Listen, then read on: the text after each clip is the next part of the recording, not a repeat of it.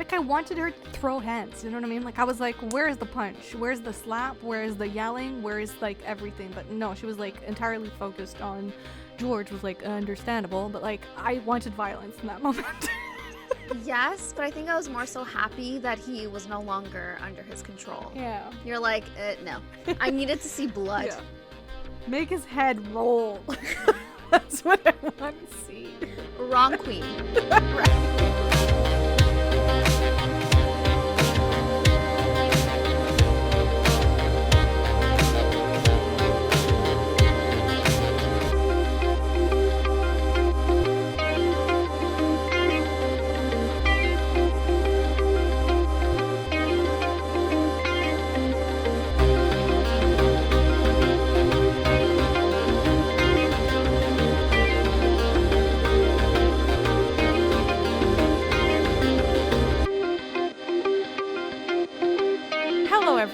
Welcome back to Romancing the Monsters. I'm Em. I'm Seff. And today we bring you part 2 of our Queen Charlotte discussion. So episodes 4 to 6 will be discussed today.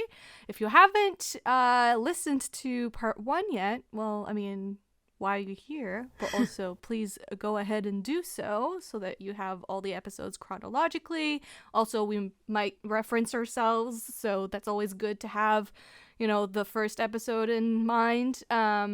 Also, always important to mention at the beginning of the episode that if you are not yet subscribed to our podcast, we would appreciate if you did. If you want to, obviously. If you don't, then that's fine. There are plenty of things that I listen to that I'm not subscribed to, so I get it. But if you're considering it and you just haven't done it yet for whatever reason, please take this moment and do that. Or like hit the like button. If you're listening to this on YouTube, how about you hit the like button? Yeah. Right? Why not? It's free. So, how do we just jump in, or like do you have anything hot and important that you want to discuss for us? I don't know. Okay, so in my notes I think we missed the present day for, I think it was episode 3, unless I'm wrong. We have the older Queen Charlotte who's basically sitting in the dark, and then Brimsley, she has a conversation with Brimsley. Was it that episode 3, where she asks, like, why are her kids unmarried or something? Oh, I don't remember. Anyways, so she asks why her kids never married, and he tells her it's because she's the king's sickness, because she's, like, basically frozen in time, and her daughters did not want to leave her that way. Oh. And then, so the exact words were, "You are still his queen, forever frozen, forever waiting. Your daughters cannot leave you here trapped in time." So I thought that was really important to mention. Yes, but I actually remember watching that scene and not totally understanding it. So if you have, like, what is your interpretation of what they mean? Because I understand the words, but I'm not sure I understand the meaning. So my takeaway from that was basically, like, she was just wondering, like, how could she, like, she's had all these successful unions that she's created, and she's, you know, pursued for other people, but her own children aren't married. So I think when Brimsley told her that your kids are unmarried because you are frozen in time, and they see, like, what you're going through, I think it's more so, like, they don't want to leave her alone, because despite her having, you know, their father, King George, she doesn't actually have him. She would be alone without her children. That's how I perceive that scene. Okay. Do you actually get that impression from her kids, though? I mean, we see them whenever Charlotte wants us to see them, so I don't know. I wonder what was the intent behind portraying them, all of them really, in a kind of comical light. Yeah. You know what I mean? Like, they're all a bit of a mess. Like, they chose people that didn't, like, necessarily look amazing either. Like, well, I mean, they don't look bad, but you know what I mean? Like, they're just, like, they're even, like, their haircuts, their beards, their, like, clothes, sometimes the way that they hold themselves as people, like, it's kind of meant to be a bit comical. So do you have any thoughts on that? Like, why would they choose that? So for me, at least how I watched it, and by the end of it, I guess I'll just talk about it now.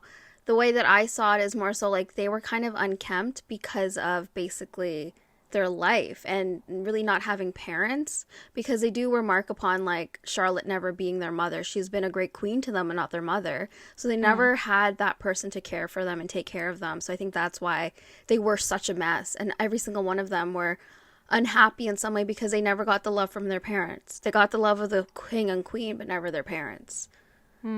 Does that make sense to you? Yeah, I think it does. That the queen was never really a mother to them, like considering that, you know, because it's not the same situation as, say, Lady Danbury, which we discussed in part 1. Her distant relationship to her own kids is kind of explained by the relationship that's at the root of it, which is between her and her husband, which is not a relationship out of love, or, you know, she didn't want these kids, she didn't want this marriage, she didn't want any of it. So her relationship with the kids, it's one that's like, well, I needed you as part of my duty, I had you as part of my duty, but I don't mother you. But the difference here is that this is a relationship of love. However, one could say that, you know, she never really voices the fact that she wants kids. It's very much imposed on her because of her role as queen. But you know, you get the impression that she kind of does grow to love this child. The first one is she's like, you know, pregnant throughout the show. So I wonder why the distance, and like, I don't know, because, like, I think of certain couples in my own life, and, like, some of them I know were better partners than they were parents to their kids because they were so very much, like, the couple was the priority in the family and not the kids, if that makes sense, which does happen. So I don't know if it's a case of that, or, I don't know, like, I'm just trying to grapple with what happened to both of them as parents. And why did their kids in that situation end up not really having parents? And, like, I don't know. What are your thoughts? Okay, so how I think it hit me on the head more so in the last episode. Like, you kind of realize why she was kind of like that. And I just equated it to her just focusing on George her whole life. Like, everything was always about George from that point on, when she decided that she was going to be with him and, you know, be his person to bring him back whenever he's in the heavens. Like, she was that person. And I think that took her, like, main priority. Like, her children, yes, she loved them, and I think she genuinely did love them, but at that point I think George was always her priority, and because of that her kids kind of fell through the cracks. I find that so frustrating, though. No, of course. Because you had, like, 14 of them. You know what I mean? Like, it's like, I don't know. Obviously, I know some people that are very much like this and the results of that. And I just always find that extremely unfair to the kids in situations like this that end up very much knowing that they are second, which like I'm not saying that like you have kids and suddenly like your whole world should revolve around them, but this is a specific kind of relationship where it's like you almost don't exist. You know, you have parents, but your parents only see each other. You know, this is that type of situation, and like I find that to be a bit of something that's very unfair to them, and like. Oh, of course. Makes her more of like an quote unquote unlikable character, which again, she doesn't need to be likable. That I want to reiterate that. Like she's not made to be a likable character, I don't think. And that's okay. We need more unlikable women out there. Because, you know, she's a very powerful woman, and that comes with needing to be the bad guy sometimes. But that is one trait that I find difficult to, I don't know, like position myself on, because it's just no, I agree with everything you're saying, and I think for Charlotte it wasn't that she didn't love her kids. She thought that she was, you know, like being a mother to her children, but it like when I think it was Edward and his like wife, so Edward and Victoria, when they came and no, he's it like, was her eldest daughter with her eldest son. Yeah. as spokespeople of the family. that was so funny. But yeah, when they came and basically like slapped her in the face with like, you know, you've never been our mother, she kind of looked taken aback. Like I honestly genuinely feel like she loved them, but she didn't realize that her distance, you know, spending all her time with George had created this big distance with her children. Yeah, which does speak of a level of selfishness. Oh, of course. She didn't even know that that's what she was doing. And like to the point where, if I remember correctly in that scene, she turns around to Brimsley and basically asks him to like validate her in her own delusion. Like she doesn't want to hear the truth either. She doesn't want to hear that she wasn't a mother. Yeah. And my question is, like, how much of a father was George to his kids too, though? Because they never really mention him. Probably or like not. they never have scenes with their dad. I was actually sort of, when we got towards the end of the season, especially the last episode, I was kind of expecting there to be some kind of cute montage or whatnot, or it's just like a scene of seeing him with his kids, but we literally never see him with his kids beyond that first scene where he's holding the baby. Because he was like, after everything, he was genuinely excited about this kid. I don't know, it's kind of a disservice to George as well, because I kind of would have liked to see his good moments with his children, even maybe his bad moments, you know, where he's mentally unwell. Like I think having that, but unless, and like they never had that relationship even in like in real life, maybe they never did, and maybe their father was never really part of their life. Yeah, I guess that issue is just left more questions for me. Yeah, on that front. But I think it was to highlight like the selfishness of their, not even selfishness of their love, but just cementing, I guess, yeah, it is selfish, but like the fact that she was going to always be George's champion, always going to be the one to pull him back and all that stuff. Yeah. And I think that's even like highlighted in her clothing as well, because I remember in season 1 and 2, like I was just like, why is she dressed so differently than everyone else? Like why is she like stuck in the 1700s? And like I kind of got the feeling it was because of George. Like maybe she could possibly be, you know, keeping herself as similar to what she was when he knew her, like when they first were together, in like the 1700s clothes and like in the big gowns, the big wigs, the big hair, basically. Well, for him, for his benefit, but probably also, you know, she's the queen of delusion. So yeah. I wouldn't be surprised if it's not just for him. It's also for herself, you know, in the sense of like not wanting to leave that time in the past and wanting to stay firmly in that time where things were still happy, or you know, as happy as could be at that time, because I imagine maybe things have gotten worse with time. I don't know. Yeah, that could be it too. Like that's really sad though, like just her reliving the past and trying to stay in the past as much as she can. I just feel like it was such a sad situation all around, even with the kids, everything. And despite having somewhat of a happy ending, it's not resolved. No. And front. I liked it in the sense where mental health, there's never like a pretty bow in real life. Like it's never ever cured. You're never like completely quote unquote normal, I guess, in the world of Bridgerton, you know, how he wanted to be a normal guy. And I like that. I like that it's still like very much like he's still struggling, but at the same time we know to the extent of how bad it was and how bad it got. So that's the bittersweetness of it. Speaking of, so starting with episode 4, Holding the King, basically this is the episode where we go back in time all the way to episode 1, where episode 1 started, to the wedding day. Yes, but in his perspective. Yes, well, even before the wedding day, actually, we see him being told that he will marry this woman that is coming, that she's already on the boat on her way to him. And he didn't want to get married. I think we talked about this earlier in the previous episode. Yeah, no, he didn't want to marry her. He didn't know who she was. And yeah, so it's a bunch of flashbacks, but a general synopsis maybe, I don't know. Sure. Okay, so we have flashbacks that, like Marge said, it starts prior to the wedding, and George is very much frightened of the prospect of marriage because of his mental health and his mental breakdowns that he suffers from. And then they come across this Dr. Monroe? I don't know. I don't remember. I think it was Monroe. Anyway, so he suggests that there's nothing wrong with him, that he needs to just be disciplined and learn to submit. So they go through a lot of questionable treatments. Girl.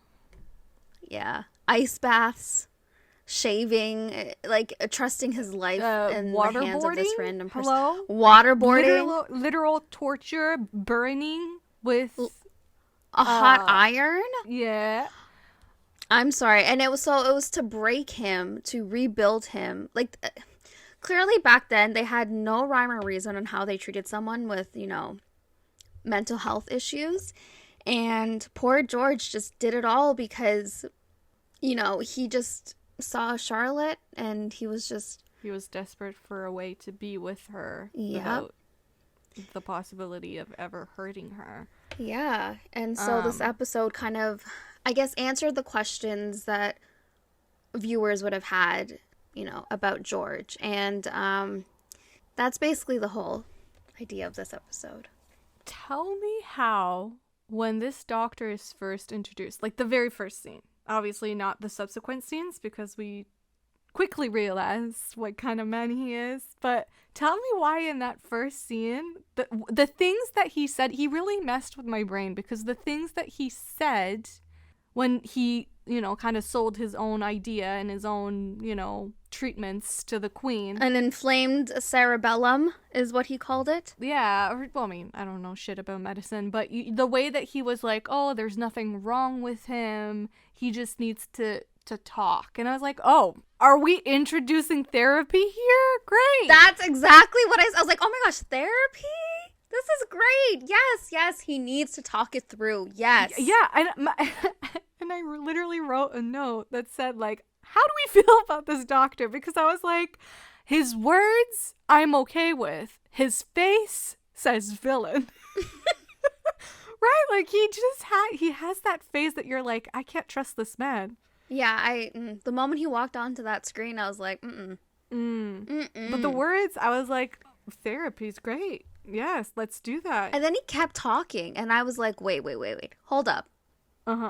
And then, like, he got really close, and something about the way that they shot that moment where he's, like, looking into George's eyes and, like, calming him down with words, I was like, is this some kind of, what's called the people that, like... Hypnosis? Yeah. I was like, is this some kind of, like, hypnosis? Like, are we going with... Like, I was like, what is going on?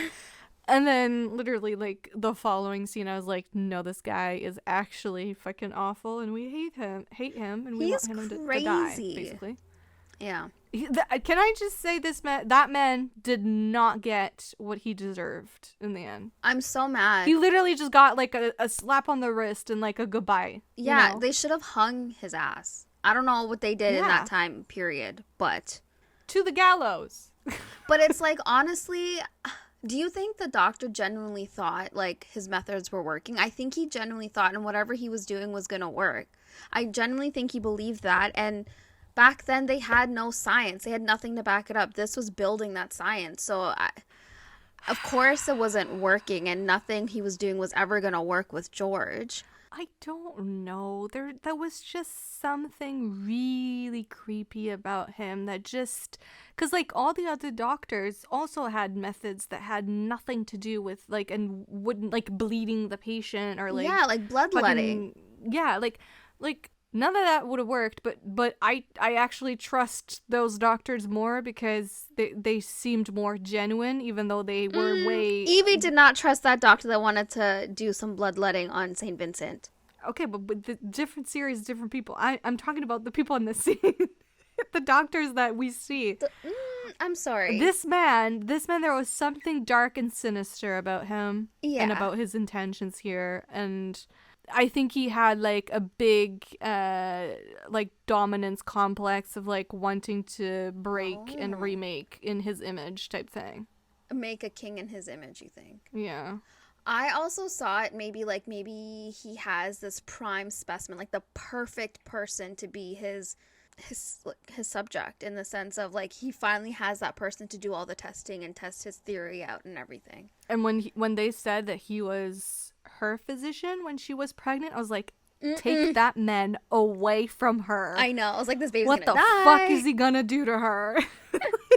I was imagining all sorts of treatments for pregnancy, and I was horrified at the thought. Yeah. So the scene in which we're introduced to his real nature, I would say, is the day of the wedding. Mm-hmm. When so basically George hears that he's in some kind of drawing room, and he hears from Brimsley, who's talking to Reynolds, I think, that like the bride is missing. And so that's what he hears, and he starts sort of like panicking, and he starts thinking like, if she's out, I'm out, and like he's like, this is my time to like run away myself. So he tries, and then he actually stumbles upon his lovely doctor, who notices that he's having sort of like a panic attack, and slaps the shit out of him. That is right then and there the moment I went, oh. I was like, you slapped the king in public? Let alone slapping him public? At all. I mean, it worked, but like... I guess it worked. But like, was it necessary? Yeah. I don't But think anyways, we see the scene by the wall again in his perspective, but it's the same scene. Yeah. But now we have, I guess, some background information to back up what's going on. But I think the scene that I really wanted to talk about, unless you want to talk about this scene. Well, nothing except maybe how did you feel about there being so many flashbacks like this, like essentially reliving the entirety of the first episode? Like, did that bother you? Because I think it kind of bothered me. Oh, really? I loved it because I felt like it gave us answers, and it made me look at scenes a lot differently with this episode. And I liked them replaying the scenes because now I'm seeing it solely in his perspective. Whereas, of course, when we see it originally, we just see it in Charlotte's perspective, and we're firmly on Charlotte's side.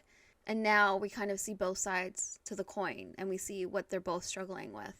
I'm not a fan of this. I'm not a fan of it in books. I'm not a fan of it in TV. I just don't like to revisit like this over and over again, the same scenes in a different... I mean, this is the whole reason why I don't like POV books. So like, you know, when a book gets super popular and then they're like, oh, I'll rewrite the whole thing, but told from this perspective instead. Yeah. I don't want to be rereading the same thing, even though you're giving me, quote unquote, a whole new perspective on things. It just feels repetitive to me. But I feel like I it was would really have preferred for them to introduce all of this from the first episode. Give us the back and forth of both their perspectives from the start. I understand that they're like, oh, we wanted to go for like, ooh, we don't know what's going on. But the truth is, we do know what's going on. We have seen him later on in life. Like, this is not a surprise, quote unquote, like, you know, we know this is going to happen. So I just, you know, preferences in terms of like how to construct a story, I would have preferred for them to introduce it from the bat instead of having us relive things constantly, to just show us, okay, from the start, this is what he's going through, and for us to know this as we're going through the episodes with both of them, and knowing, okay, but this is why he's not able to give himself over to you and to love, because he has all of these things going on. You know what I mean? Do you feel like it would have the same impact on you though? Not like you're going in really not knowing George. It didn't have an impact on me. That's what I'm telling you. Like, it just annoyed me. That's interesting, because I think it made me really empathize with George in the sense where, like, if it happened at the beginning, I would be like, oh, like, this is sad. But I was genuinely, like, really affected by what happened with George, seeing it in episode 4 and seeing the scenes in his perspective. And I think one of the scenes that really highlighted that was when when Charlotte had went back to him after he left her at Buckingham House or whatever. And she comes to him, and then she's telling him, like, you've left me alone. Like, I have the whole thing here. So she tells him that I cannot do what I like. I have no friends. I'm utterly alone. So that scene, I was like, oh my gosh, poor Charlotte. Like, she's actually suffering through this alone. And then it, like, watching it again in this episode, you're actually realizing that she's very much, like, talking about him, but in the sense where, like, she means, like, unlike him, she's thinking that he has, like, you know, friends. He's not alone. He can do whatever he likes, you know. She's telling him he's got rights and abilities that she doesn't. But in fact, like, it was, like, she's talking about him. Like, he doesn't have that. He doesn't, like, he lives in, like, this small bubble. And he, like, I just thought it was really sad seeing it from his perspective, because you know now that he doesn't have what she's implying. Yeah, I don't know. Like I said, it's just not a device that I like when they do that. Well, it worked for me. Repetitive. I think the one scene in all of that actually got to me isn't even a scene from his POV. Well, it is from his POV, but it's not a scene about him. It's the one shot of her playing chess with herself. Yeah. That is the one moment that I actually felt bad for her. Because I was like, wow, that is a lonely ass life if you're playing chess, which... kudos to you if you play chess, period. But, like, by yourself? I don't even know. Like, did you even know they have actual plays and they have to learn the plays? I just thought it was like you just move the pieces. I'm sorry for the chess players that are listening. You just move the pieces. But apparently there are actual plays that you have to follow. Like, what? I don't know. Girl, really? I don't know. Maybe it's just strategies, but not, like, actual... Maybe it's strategies. But I think maybe you could play a regular game, right? I don't think that there's, like, a dance to follow here. I think you play what you want to play, but you can follow a strategy. If you want. Fun fact. Okay. I mean, I am not a chess pro, so feel free to explain chess to us in the comments if you want. Okay. Yes, please. Didn't you watch The Queen's Gambler or Gambling? I did, or and that show was. Yeah, I loved it. I did not understand shit when she was moving the pieces. I was like, okay, I see it like on the board. Good move. Know nothing about. Yeah, it's great. Like, you keep going, girl. That was literally me the whole show. Anyways, back to this episode. I know you don't like it, but what? I mean, I didn't say I don't like it. I just said it's not my fave. It's not my fave. Okay. How did you feel about the scene? I don't really remember where it happens in the episode, but basically he's having this moment where who was he talking to? I think it was Reynolds. Anyway, so he's basically, like, calling himself the troll that she was worried about marrying, you know? Like, she's worried that she's marrying a troll or a monster, and he's basically referring to himself as, like, this troll. Like, she didn't know that this is what she was getting, but she did get it. And then, in his words, he wanted to keep her far away from him and, you know, his deformity, quote unquote. How did you feel about that scene? How very apropos for this podcast, isn't it? Is that not every historical romance we read? But I just thought it was so sad because this poor guy thinks he's this troll, this monster, this deformed being because of things that he cannot control. Yeah, of course. I mean, like I said, we've read this a million times over, and we're very familiar with this. But I mean, I can't quite remember because, again, I as I said in part 1, I only watched the whole thing once this time around. I try always to watch it twice before recording, but didn't happen this time around. If I'm remembering correctly, in my memory, when I watched that scene, I did feel like he wasn't quite explaining it very well, if that makes sense. Like, yeah. Like, he wasn't using words that I was like, now she'll get it. She'll get what he means. You know what I mean? No, he didn't use any of these words with Charlotte. He literally is still closed off from her and just tells her to get out. So that's what we see. But then afterwards we see, I think it's Reynolds or the doctor. I don't really recall who it was that he was telling this all to. So he's unloading all of, like, his thoughts to someone else, but not Charlotte. Because he's still trying to keep her at a distance. So this is before the doctor came back and he underwent treatments again. I say treatments lightly. So again, not even miscommunication, it's just no communication. He's just not even telling her why he's stepping away so much and distancing himself from her. Well, yeah, I mean, but you understand why. Yeah. You're like, no, I don't.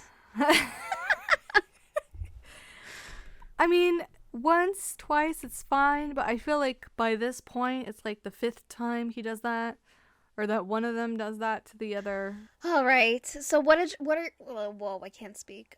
What were your thoughts on seeing how he got the dog to give to Charlotte? The dog. Well, when we saw the dog in the cage, I was like, is that the dog? The actual dog that he gives her?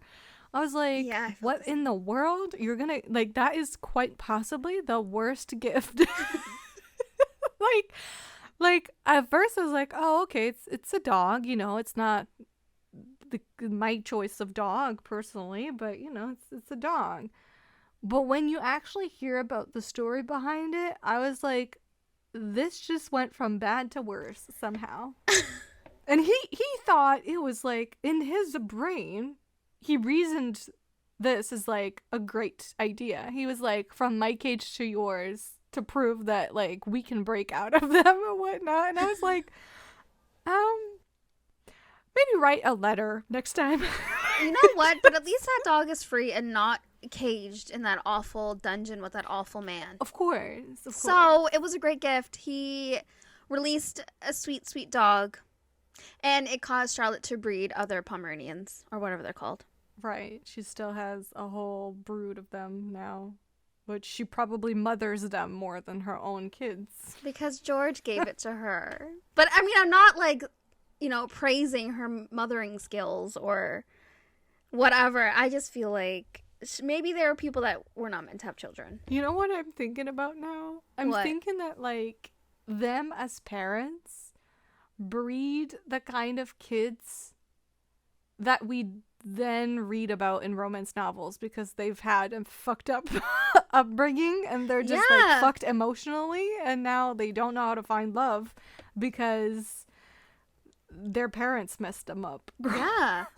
But it's like, in this case though, it wasn't that their parents weren't loving towards each other, they just weren't loving to them. No, but you know, like all the like literally all the romance heroes and heroines where it's like, oh, one of my parents died when I was young and then my other parent never got over it, so like they totally like didn't parent me when I needed them to. Like, I mean, he's not dead, but like I'm just now realizing that they've produced 14 of them. Wasn't it 15 but 2 had died, so they have 13? I don't know, they had sex a lot, clearly. Know. You know what, whatever rocks their boat. You know, she wanted to push out 15 children, she did. How? I don't know. Is the question.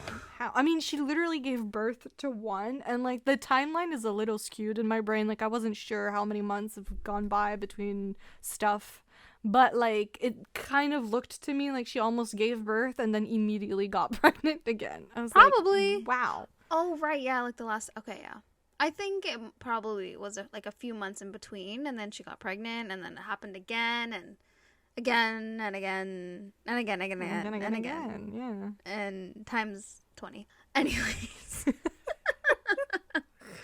My God. What else to highlight from this episode? Well, I did point out, like, well, I mean, I had a bit of a reaction when, because, you know, he had kind of, like, given up on the doctor. Mm-hmm. And then at the end of this episode, he goes back to the doctor. And I was like, no, don't go back to him. It's like you crawling back to that abusive ex that you just can't let it go. Because he really thinks this doctor's going to help him. Yeah. And he thinks that this doctor filled him with, like, you know, you will be cured if you submit to me. But what triggers that? Like, what, do you remember? He hears her, right? He hears her talk to his mother. No. Yes, his mother. Because she, right? Am I? Yeah, so she goes back because she realizes that there's, like, obviously, so we're back to past, I guess post. Past, present, but like. So So we're back to right after his mental, what was going on? Oh, he was in the field calling to Venus. So this is post that. He is, he rested in bed or whatever. And he is, so now she's like, what the hell's going on? So she goes to Princess Augusta, and then she says that she cannot leave everything for a man she doesn't know. She calls him a mad king, and George overhears that. How did you feel about that? Like, her whole reaction to this?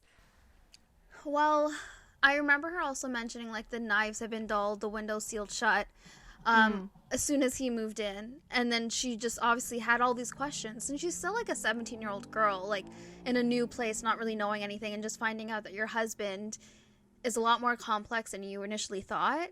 And she's dealing with all of this, not really having a sounding board or anyone else to go to about it. So, of course, she's frustrated. Like, I don't think she meant anything by it or meant, like, he was less than or anything. I think she just genuinely was like, what the hell? Why didn't anyone tell me anything? What about you? What do you think? Well, I mean, the same. I think we want to look at this from a very current perspective and think, like, why she's so unsympathetic to him. But at the same time, if you do push yourself, if you do put yourself in her shoes, obviously she's been married against her will to what she calls half a husband, like, she did say that. So she didn't choose this, and obviously this is not an easy life. It is not an easy partnership when you do have a partner that struggles with this kind of disorder. So it has to be a choice, and it wasn't a choice for her. So I do understand the frustration and just the anger at realizing that, like, they've put a lot on your shoulders that you didn't ask for. Exactly. And now you're stuck there because it is the 1800s and divorce does not exist. So no. Yeah, and then she has more questions than answers because no one's giving her any answers. Like you said, King George is very much broken in spirit by the end of this episode. Whoa, losing my voice. So he runs back with his tail between his legs to the doctor. Sadly, and then thus starts episode 5. Episode 5, Garden. Garden in Bloom. Gardens, sorry. Gardens, in Bloom. Plural. Violet's garden is in bloom. Okay, well, yes, that is the highlight. Specifically. Loved it. General synopsis of the episode. Princess Augusta learns that Charlotte is pregnant and she plans to move to Buckingham House to be there, do whatever she wants, because she is growing the King of England, the future King of England.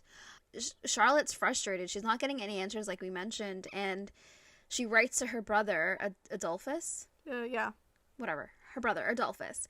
And she asks to be taken home when he visits. Through that, we also get what's going on with the Ton and the Great Experiment.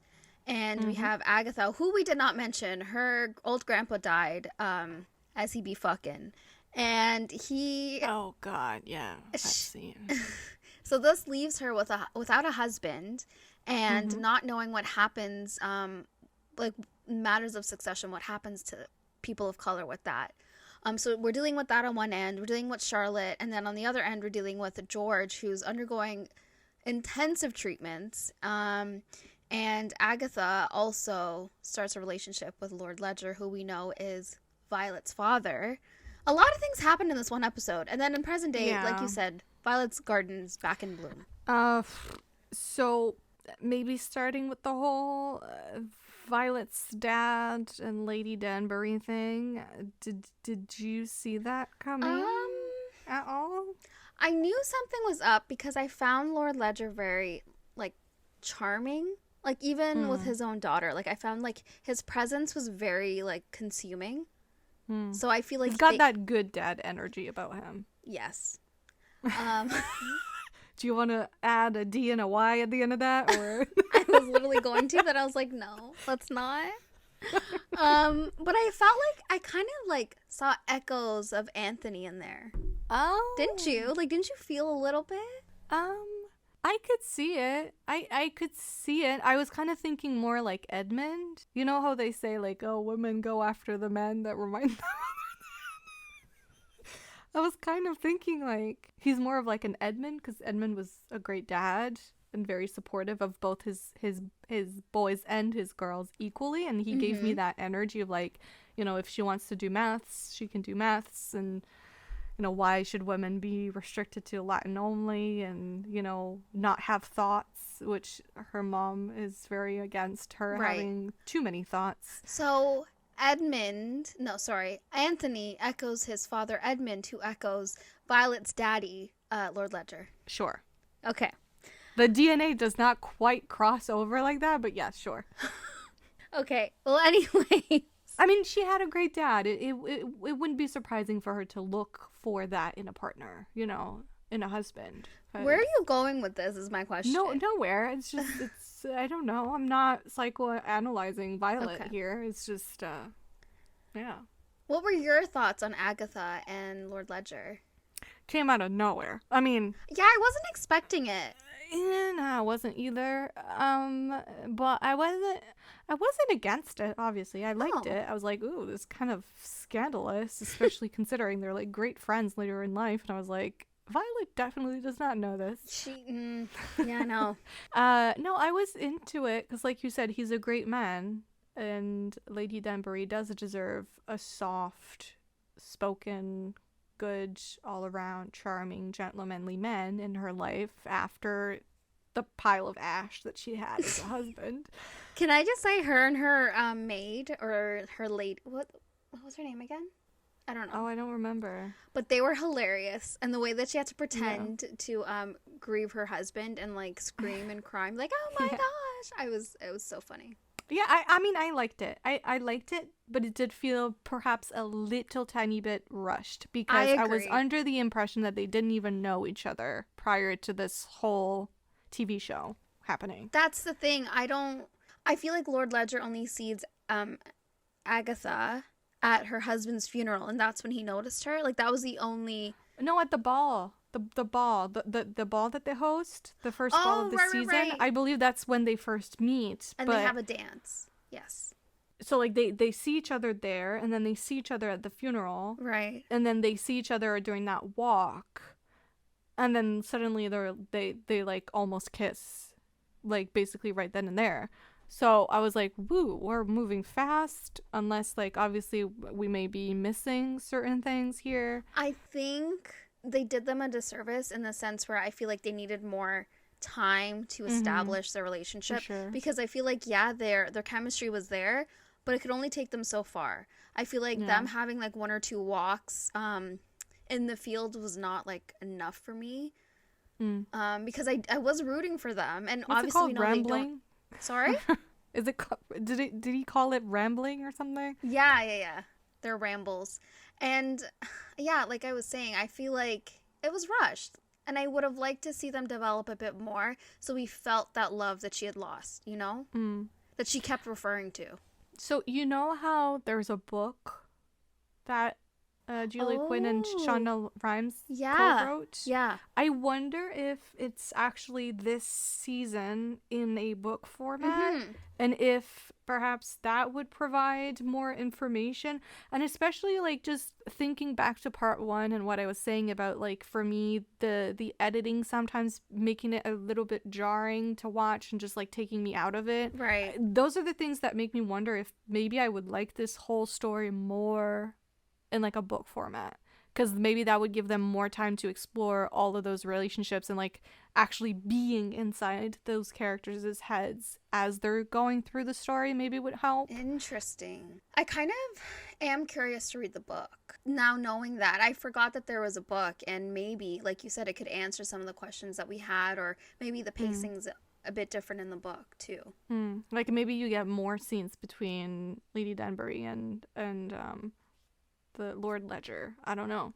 I saw that they cut a scene of older George and Charlotte too. Oh. Like, he was in his full, like, I guess he was dressed, like, you can tell it was a good day for him, and they were in the conservatory and they were looking through the telescope, and they cut the scene. Like, I'm so kind of really peeved that they cut it because we don't really see good moments with older King George. Especially since it's 6 episodes, so like you definitely had room. Yeah, so I was a little peeved that they cut that. So what else did they cut that was really impactful or could have been impactful to the audience? And like, especially since personally I was kind of more interested in Lady Danbury's story and storyline, I was kind of a bit bummed that her sort of romance arc felt a bit more rushed. Yeah. Even though I understand it's Queen Charlotte's show, not Lady Danbury, but like, of course, I was interested in that side of the story. It's the kind of angst that I gravitate towards more than... Unless maybe they're not done with her story. Like, maybe if they do a Violet spin-off, we'll might see her throughout it. I don't know. What would be the point, though? Because there would be no stakes in that, because we know for a fact that Violet doesn't find out until much later in life. And if it's told from her POV, then what is the point, really, of having that in the background if it's never gonna come to light? You know what I mean? Lady Danbury becomes a part of her life in the sense where she becomes, like, not a chaperone, but, like, I guess an older woman that she can go to. I feel like that's... that introduction with Lord Ledger, Violet, and Agatha, maybe that opens the door for a connection in that sense in the past. But through that, we still see the angst and maybe the I can't stay away from you drama with Agatha and Lord Ledger in the past. And then in the present, we see them try to move past finding out, like Violet finding out about Lady Danbury. I don't know. Is the dad dead? Because Lady Danbury's not dead. And he was around her age. So I don't know if Violet's dad is still alive. I wonder. That could be something they explore too. I'm not opposed to it. I mean, in this case, I know it is cheating, but... Oh, right. I didn't even think about that. You hate that. But his wife is kind of like, hey, she's not for my people, meaning people of color. She can get gone. So. Oh, yeah, she can get gone. So I was okay. Cheat away. I love it. The brother is an ass again is my next note. Before we move on from Agatha, I kind of wanted to mention, so this is where we find out in the episode, in the show, actually. Don't call her Agatha. I'm always like, who? Oh my gosh, fine. Lady Danbury. She's not like Did established. she even have a name prior to this? I don't think so. I don't think anyone's ever, like, in this show, at one point, Violet calls her Agatha, and I was like, you've never called her that in the past 2 seasons, ever. True. I was so weirded out by that. I was like, you do not have a name. Like, what is this? Yeah, I know. It was a bit jarring at first, but now I got used to calling young Lady Danbury Agatha. But then say season 3 is playing, you're watching it, and like you don't think of her as Agatha, you think of her as Lady Danbury. Yeah, so that's my thing. So when she's older, I think of her as Lady Danbury because like that title's been established. Like that is her title. Okay, I see. I don't know, but it's fine. Okay, Lady Danbury. So this is the first time we find out that she was only 3 when she was betrothed to this old man, and then she basically says that she was groomed for him. Yeah. Like, her favorite meals and colors were his. She was grown for him to be his perfect wife. She was raised for him. Like, she didn't know what her own personal favorite food was, what she liked to do, what her hobbies were. She knew nothing. She knew her favorite color was gold because that was his favorite color, and she didn't know how to be without him because her whole life has been with him and for him. She was living her life for him. And, yeah, I thought that was just a really impactful scene. Yeah, and I also think this is the kind of moment that does serve the purpose of, well, I mean, it serves many purposes, but like one of them is actually backing up stuff from the original series in the sense of like, it had me thinking about that one conversation that she has with Kate, where she's, you know, when Kate is like, oh, I'm ready to put myself on the shelf and like never find love. I'm fine. I'm free. I'm like happy, whatever. Yeah, like you did it. And yeah, and the sort of discussion that she has with Lady Danbury at that point, where, you know, Lady Danbury kind of says like, no, I have done all of these things, and like you can't keep on living your life for someone else type thing. Like you can't keep living your life for your sister. Like, you are a person, and right now you may believe that you're happy as you are, but you're not. And when she's married off and with kids, you're gonna find yourself alone. And if you haven't lived fully, then you'll never be happy with that. You'll have regrets. And so for me, this explanation of like her upbringing and how she herself felt very much molded for someone else's benefit helped me kind of put more meaning behind that scene, I guess. No, for sure. Her words. And it further cements why she never really pursued another marriage after this, too. Yeah, oh, yeah. Yeah. Which we'll get into later. Sure. But, sorry, you were mentioning something about... the brother being an ass again, and the king's mom, too. Yes. Elaborate. Well, I don't remember. Oh, I remember for the mom, though. Charlotte is getting her portrait done. Yeah, I have that in my notes too. And Charlotte sees the portrait and says, she's like, "Can you make my skin the actual tone that it is? Like, make it darker." Darker." And the queen like walks in, or she's already there. I don't know. At this point, she's living with them. She's not the queen. She's pregnant. She's not the queen. She's Princess Augusta. Yeah, sorry. She's hovering all the time. She's like sucking the life out of everyone around her. Anyway, she sees the portrait and she's like, "Actually, make it lighter." And I was livid. I was so I was shocked. I was in disbelief. I was like, this bitch really thinks she could do that? Mm-hmm. And they did it, right? Like, her portrait is lighter than her actual skin tone. No, I think the one that we see at the end is fine. Yeah? I think so. But I wonder if this might have been a sort of jab at the fact that, like, the real Queen Charlotte was rumored to potentially be a woman of color, and yet all of her portraits are like, extremely pale, which, you know, it does happen. You know, like, some people are lighter skinned than other people in their family and whatnot. So, like, it does happen. It's possible. But it's also possible that they totally fucking altered history to make her look lighter than she was.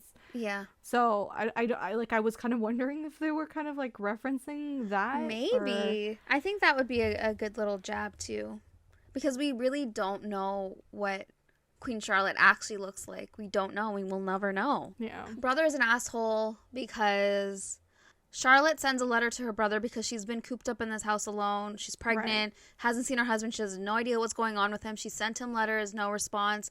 We know that he's being tortured again. But anyways, Brimsley reads Charlotte's letter, and he knows that she wants to leave, and she's sending this letter to her brother. Brother comes, and brother tells her she cannot leave. Why can't she leave, Em? Because he made an alliance with the crown, and that offers protection to his land somewhere in Germany. Correct? Okay, so he said that you can't go home because you are carrying the future king. If you run away, it'll be considered treason because you're kidnapping the king. So basically, her body is just used as like an incubator for this king. She has no rights over her body, over what she does with her child. She gave up all rights to her child the moment she signed those papers to get married.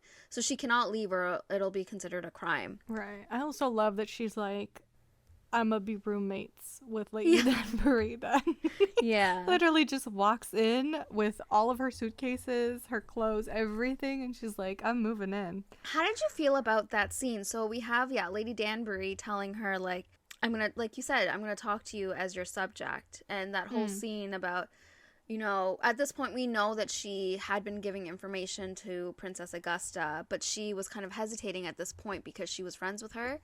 But how did you feel in this moment? Because she could be caught in a crime harboring the queen, you know? Right. Well, I think I like this moment because, as I said in part one, like, I think this is kind of a new start where, you know, without saying it, she's more or less saying, "I haven't been a friend to you, but I do want to start being a friend." And so I think in that moment, it's like, well, as your subject, I'm committing treason to the crown by harboring you in my house. But as your friend, I am helping you and I'm willing to help you type Right. thing. Like, I think that ultimately that's what she's saying. She's like, I am willing to change my position here and view you as a friend and offer you a hand when you need one type thing.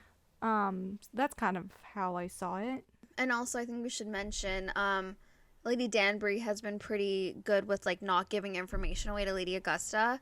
And Lady Augusta's like, well, if you're not going to tell me anything, you're going to have to go to the king and queen yourself and tell them that you want this line secure for your children and then your children's children. Like, you want to secure this Lady Lord Danbury or whatever.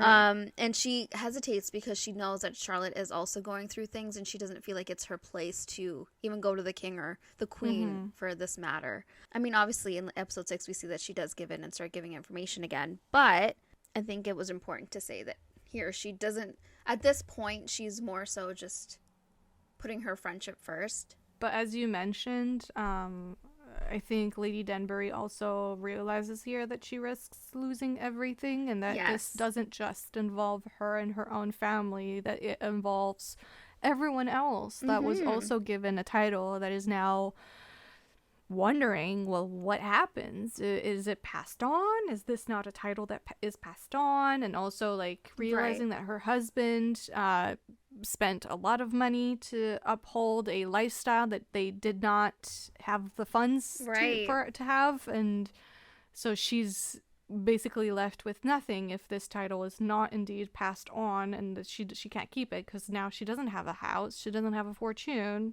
which she thought she had, that she could fall back on. So she has nothing. So the stakes are pretty high for her and everyone else as well. And it all is on her shoulders at the end of the day. But she, as you said, can't quite bring it up with Charlotte or the king because they have their own thing going on. Exactly. It must have been a lot of pressure for Lady Danbury too, because like she's the first person, like you said, that's going through this. Her husband had died, so she's the first person of color that, you know, is in this next stage and not really knowing what happens in this great experiment. Yeah. Is this the moment too where she brings her son to see Princess Augusta? Is this the episode? I think so. I don't really have that in my notes though. Because that scene gave me major flashbacks to her doing the same thing to baby Simon when he was little. Oh, yeah? You know, like that speech that she gives him, like, you're gonna walk strong knowing that you come from a family of warriors and blah, blah, blah. Like, basically the same thing that she said to Simon, where she was like, you're gonna walk into the light. So. Yeah.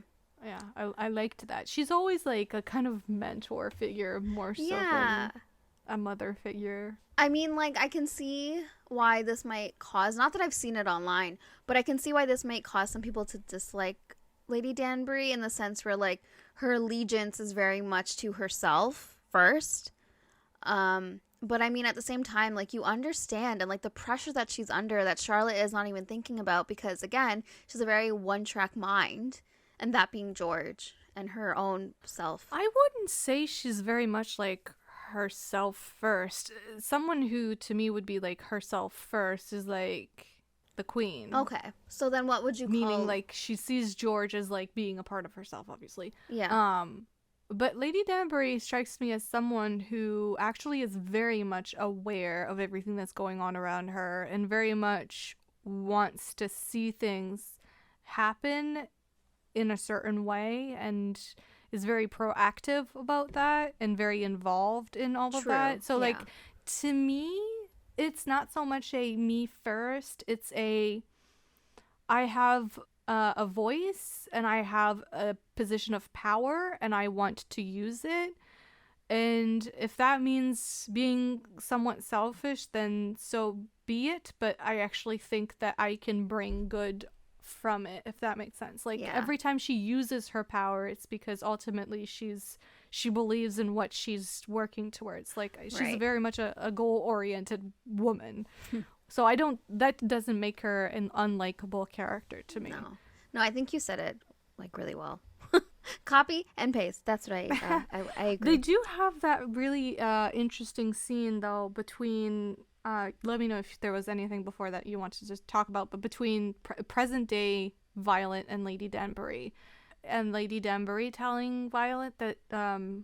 I wrote it down, like, we are the untold stories. Yeah. I really that liked scene. that moment. Same. I wish I had, like, the whole paragraph of what she said, but I only wrote down, we are the untold stories. But the gist of it was basically, like, we as older women are kind of effaced from society. We've passed our prime. We're, mothers first. And now that our babies are out of the nest and, procreating on their own, we're kind of forgotten, like Exactly. our desires as women are completely erased and not talked about, and she was like, thank you for actually sharing with me who you are as a woman, you know what I mean? Like, she was like, thank you for showing me the human side of you, that you are a person first. Yeah, and for opening up to her too, because like you said, it's not something that they've talked about, and even romance in general for this age group is not something that's ever talked about, because it's not something that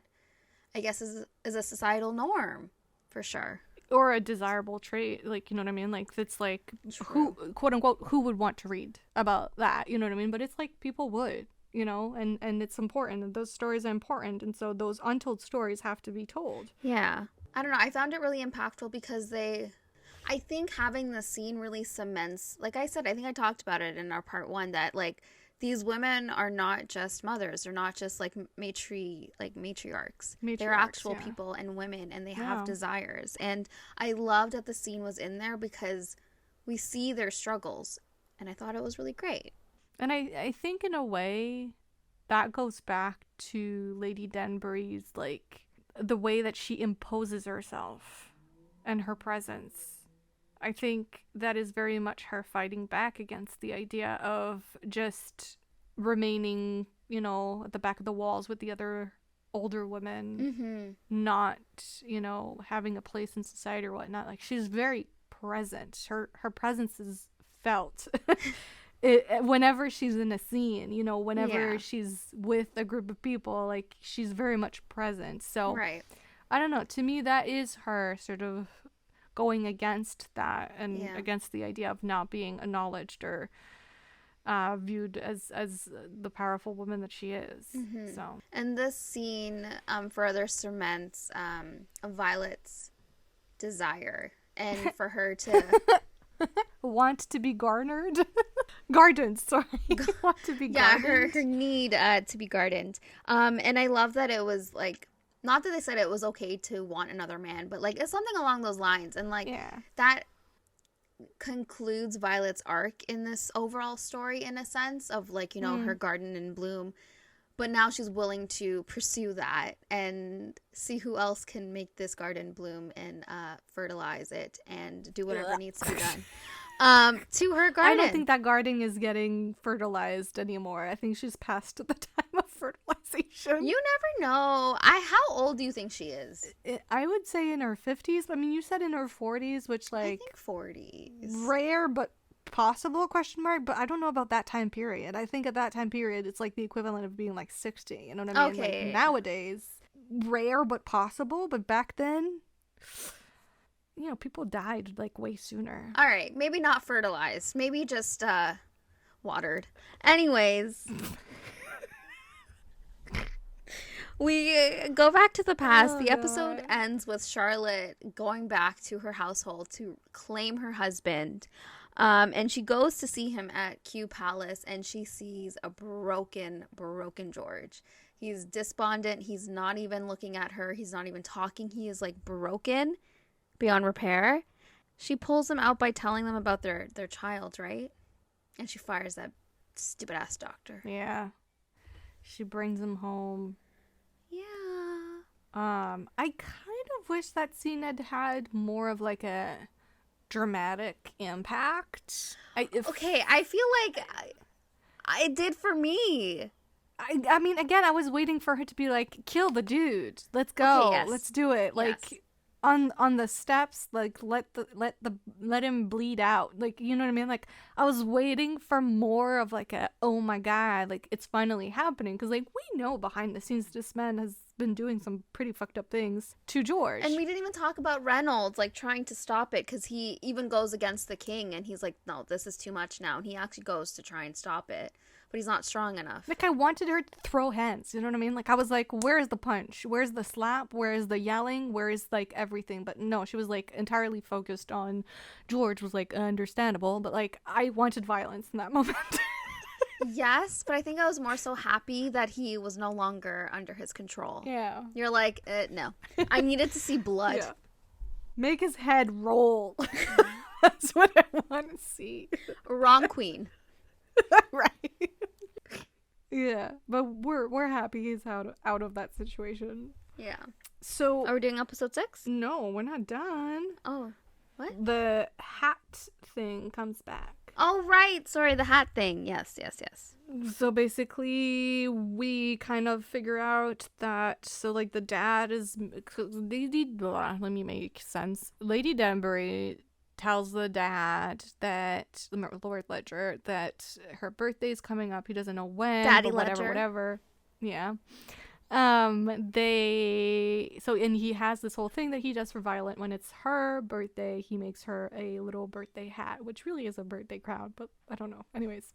And he's making one for someone else, and Violet's like, who is that for, and can I help? And he's like, this for a friend, and like, no, this one I have to do by myself. Mm-hmm.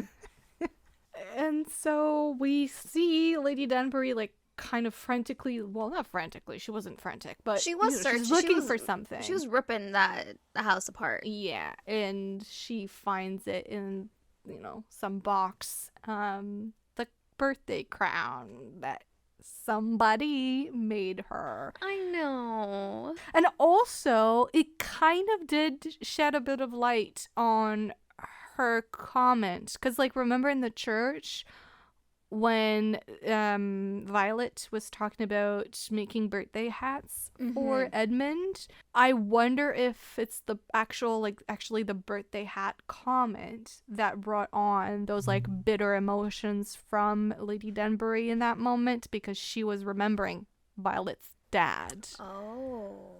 And the fact that she didn't have that. She like, that for her was like, had to end prematurely, even though it could have been a great thing, but he was a married man. So. Right.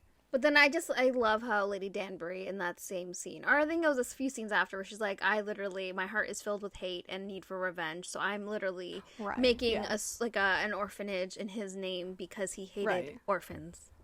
Yeah. How do you hate orphans? I was just so confused.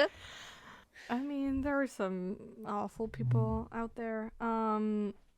Yeah, and actually, this is when the queen moves in with Danbury. This episode ends with Lady Danbury finally enjoying herself in the bedroom. Right. This is the moment.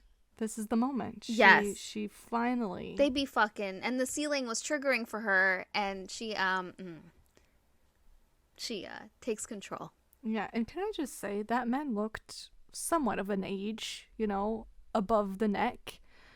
But in that scene, that shot of his body moving, I was like, that man has got a great body and a great ass, I have to say. So this is my thing.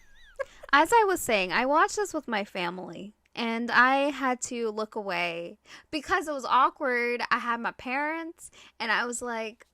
So anyways, I didn't get to fully enjoy the scene. I might go back. Who knows? I mean, I'll be honest. I was surprised. I was like, oh. The hips don't need a replacement yet, do they? I was expecting a bit of a dad bod, which, like, nothing wrong with that. No, but have you seen the actor? He's, like, pretty attractive. Well, I don't know, because he's wearing so many clothes. That's my thing. Like, they made him look more, I guess, distinguished or older in the show, but like in real life, he looks pretty good. He has a great ass, I have to say. The muscles in his ass as he was moving was a sight. Gotta go back and rewatch it. You do that. You do that, boo. Okay, I probably will. I'm literally just gonna rewatch all the sex. Which is fitting considering episode 6 is called Crown Jewels. Were they going for a pun, or like, is this supposed to be some kind of other? Because like you say crown jewels, I only think of a man's testicles. Same. A man's testicles. It produced a child, right? Like. Right. Well, that's what I'm thinking of. Sorry, I don't know. This is the dad. That's him. That's him. They should have kept the beard. I'm feeling the beard. Right? Okay, what the hell? I need to research this man now, because he did not look like that. He looked like 20 years older than he does in that picture. How old is he in real life, though? I say like 57. 1 second. Please hold. Does he not have a Wikipedia Does he page? not have a birthday? Is he secretly AI? Hold on. I have his IMDb. He has no information. Wow. Is this his first role? What the hell? What's going on? No, he's been in a lot of stuff. It's like Keir Charles age. Let's see age. He is not coming up. Okay, he's a British actor who received blah blah blah blah. Okay, hurry up, load the page. It just has years. Age. How old as of 2023? Years. What the hell? I guess we don't know his age. But yeah, I would say he's obviously like an, Advanced age. not like crazy advanced, but like I would say yes, maybe like 57 to maybe early 60s. Like comfortably sitting in his Silver Fox era. Yeah, The and beginning of it. and sitting well. He looks great. Looks great. I wish he looked like that in the show. Then I would have for sure not skipped that scene. That beard looks really good on him. Yeah. Anyways, so yeah, crown jewels. I only think of a man's dingadong. So I don't know what they were going for here. I mean, I understand that it also means like the crowns, treasured things. Crown jewels. I mean, it could refer to. I mean, the children played a big part in this episode too. I mean. Oh, like the crown jewels are the kids. Yeah, that's what okay. Unless crown jewels was referring to her, like she's his precious person. I don't know. Cause seeing a title like that, usually in Bridgerton, I'd be thinking like, we be fucking the whole episode. That's what I would be thinking. But no. Anyways, Violet discovers the truth about her father's affair. She does. Thoughts? What were your thoughts on that? How did you feel like it was did you feel like it was handled well, or? Yeah. I mean, obviously, the way that she discovers it is she's at Danbury's house, and she's in her drawing room, and she notices like little figurines, and she starts asking questions. Danbury is off retrieving a coat because I guess they're going a walk or something. I don't know, promenading somewhere. And she notices something behind one of the figurines, and she picks it up and realizes it's the birthday hat crown thing. And that's when it starts clicking in her mind, because of course the prior episode she had asked Danbury, like, because Danbury had said like, oh, I gardened my garden very much so at some point after my husband died. And so Violet had asked like, were you ever in love? Like, was there ever like a man that you were in love with? And she said yeah. Well, I mean, she didn't really answer, but she like nodded. And so I guess Violet puts the pieces together that perhaps the man that Lady Danbury had a love affair with might have been her dad. And throughout the present day Bridgerton, we do see her try to kind of get Lady Danbury to admit to it. Yeah. In many ways. But not in like a conniving way, like malicious way. Like I think she just wants to hear the truth, probably because she herself has shared her truth with Danbury, and she wants to hear the same from Danbury. But like I do like that when she actually confronts Danbury about it. Well, it's not a confrontation. It's just like actually both of them, without saying it, say yeah. it. Yeah, exactly. And they kind of just agree to let it be. And I like that. Yeah, I like that it wasn't blown out to like this big thing where like Right. their friendship is broken because, you know, this breaks their trust or whatever with each other. Yeah. So I like that it was talked about without being talked about.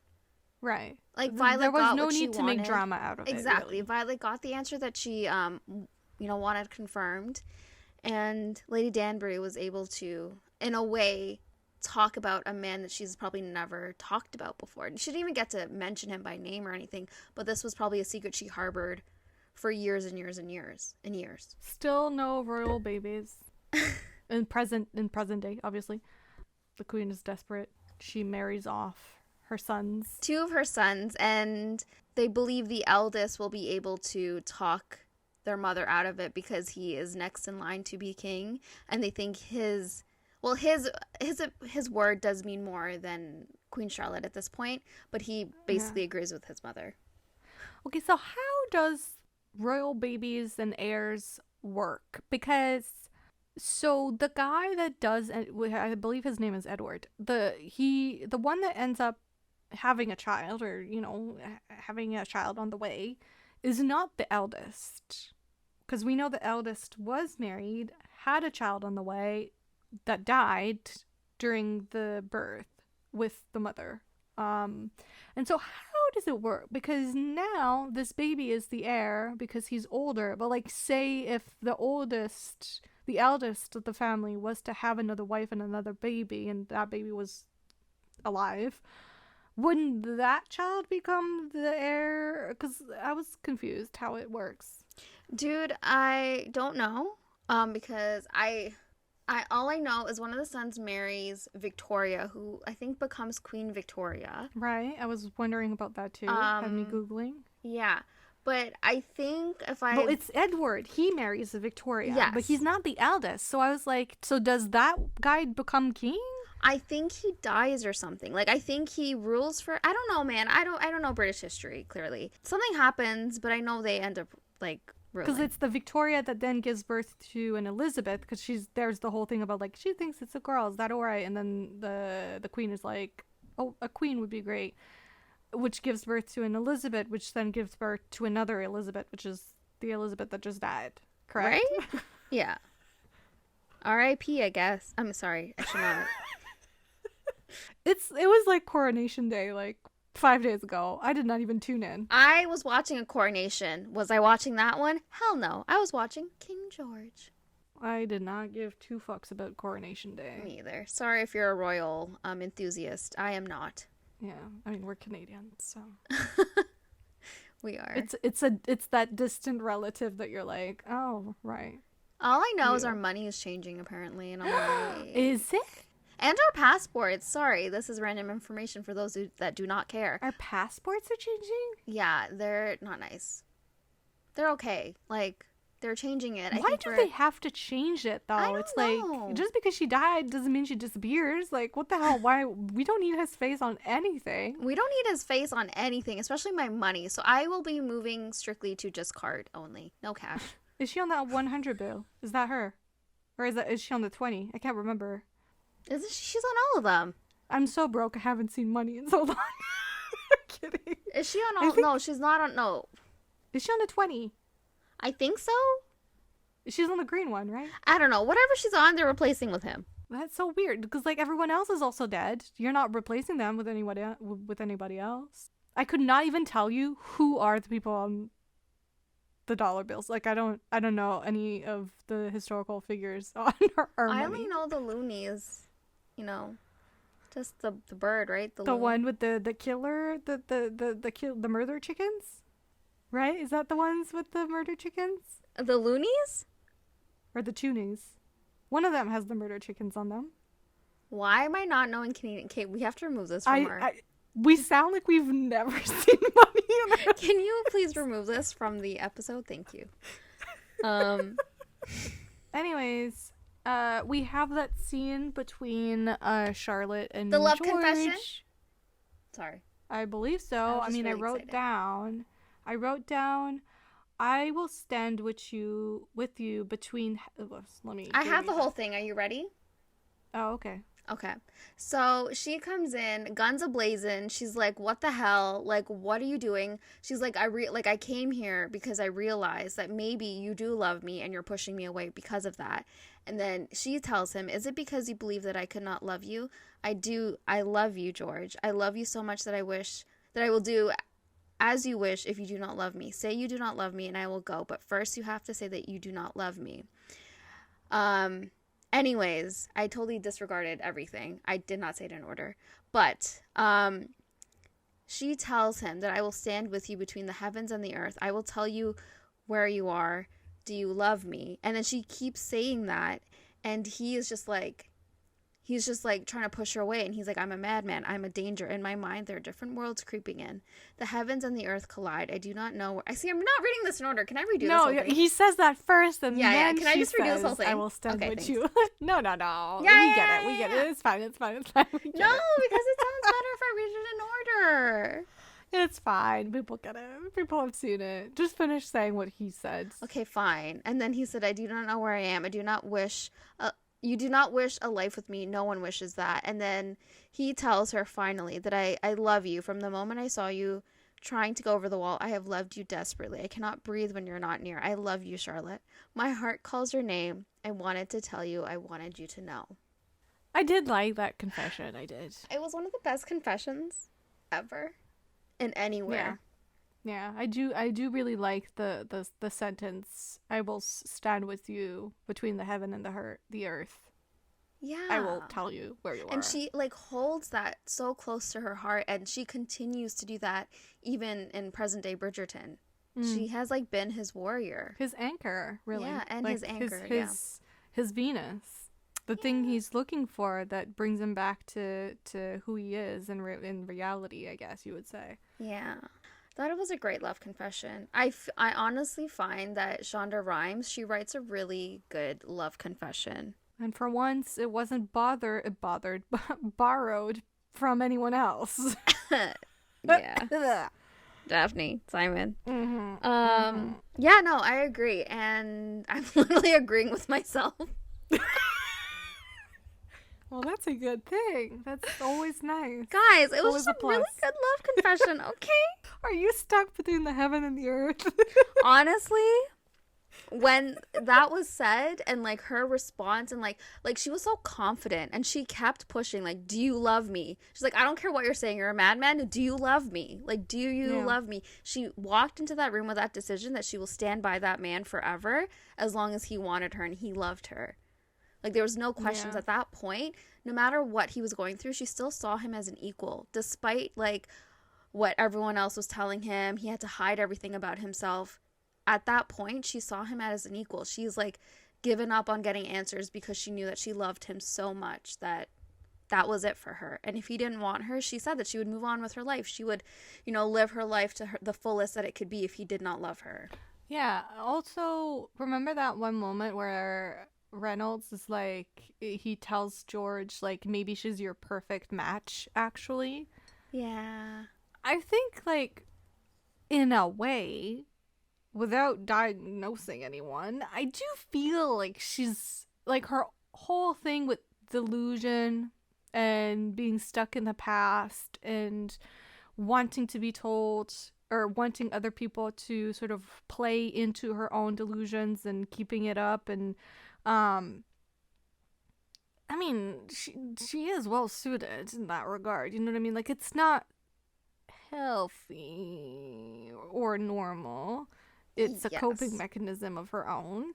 So I do feel like they are well suited in that regard. Like, both of them very much creating worlds of their own where they can forever exist. I agree, but I feel like to a point where, like, Charlotte was never grown and bred basically to be the next ruler, or was she? No, it was always supposed to be, like, obviously her brother. She was just like this spare. But in this case, I feel like George used his mind, because he always said that he hid anywhere that he could, and then eventually he had to hide in his mind because of, everything that was going on for him, and how, like, we talked about things before, I think that he had to struggle with alone. And I think it's a different coping mechanism. But I feel like in the end they do kind of mention that like she must be mad to, want to be with me or something like that. I think he like you said, he hides in the stars from everything that troubles him. But yeah, I do think she hides in their love, because in this episode, I think it's in this episode anyway, she asks Reynolds if he's okay now, or somebody asks Reynolds, and she's like, this is literally her and her delusions. She's like, now that he's with me, he's okay. Now that he only needs my love, he'll be okay. Like, she's literally convincing herself that he'll forever be okay from this point on, that all he needs is her and this love, and that they'll be fine. So that's what I mean by, like, they're very much well suited in that regard, because she herself is also kind of hiding from everything and using that coping mechanism of, like, their love. Their love becomes her whole world, to the point where, like we said earlier, everything else kind of falls into the background and is a little blurry. It's like he's the only thing, and their love is the only thing, because it's all she grabs onto. Mm-hmm. And I feel like that's also further highlighted in the scenes that we do get to see of older Charlotte and older George, where the public is introduced. Like, we have that scene with Edwina, and it was... Edwina? The fuck? Remember in season 2? Oh my god, okay, we are in Bridgerton. Okay, yes. Yeah, sorry, season I 2 wasn't Bridgerton. Following you. We have that scene where King George bursts into the room, and then we have a Charlotte that's very much like flustered, and she looks so disheartened. But I think it's like kind of like the outside world creeping in, like you said, into the world that she's created with her husband, like this disillusionment or this fantasy world that she has with him. But now we have outsiders peering in, so I think we kind of see the cracks now and kind of understand it a bit more. But also, now that you say that, the way that she softens towards Edwina, because Edwina does exactly what the queen wants, which is play into the delusion. Because what does Edwina do? She talks to the king saying, like, oh, your bride is ready for you, like totally playing along, which I think is what puts her in the good graces of the queen, because that's what the queen asks of literally everyone in her life. Play in my delusion. No, I agreed. And I feel like it's not even that it puts her in her good graces. I feel like it kind of makes her appreciate Edwina in that sense, because Edwina was able to recognize what was going on and like you said, play into the illusion, but at the same time she was still able to help King George in the way that Charlotte would have helped him. So Danbury and the Queen's brother, question mark? Yeah, we can talk about them. I was getting whiplash. I was too. I was just confused. I was like, he would have been great, I guess, for her if we introduced him earlier on. Like, maybe the idea of them earlier on. But I just feel like it came out of left field. And while he would have been a good match for her, I kind of like that she was like, peace out. I'm not marrying. Not marrying you, but I'm not marrying at all. Well, I actually don't think he would have been a good match. You don't?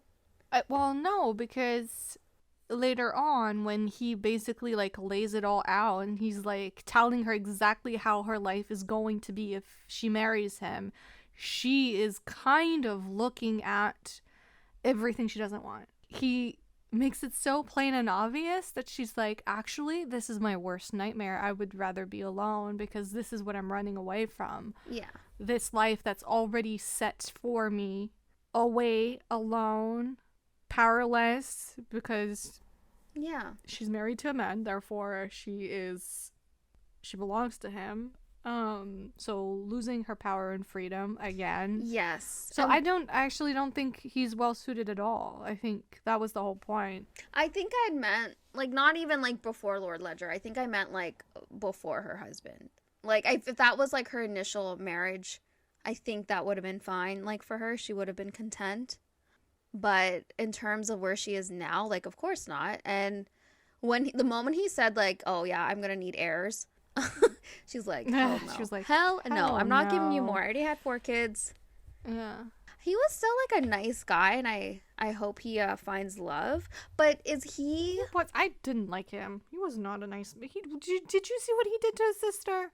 Is that the kind of man that you would wish upon anyone? No, I agree. Okay, yeah, but I mean in terms of like the world that they lived in at that time, the time period. He was hot. That was all he had going for him. Okay, fine. Maybe that's why I empathize that's a little bit. Like, if he had any other face, we would not be so... True. Okay, fine. Yeah. You're right. But is he... So you know how we got introduced to the prince on season 1 of Bridgerton? Yeah. Is that his father? Oh, you just blew my mind.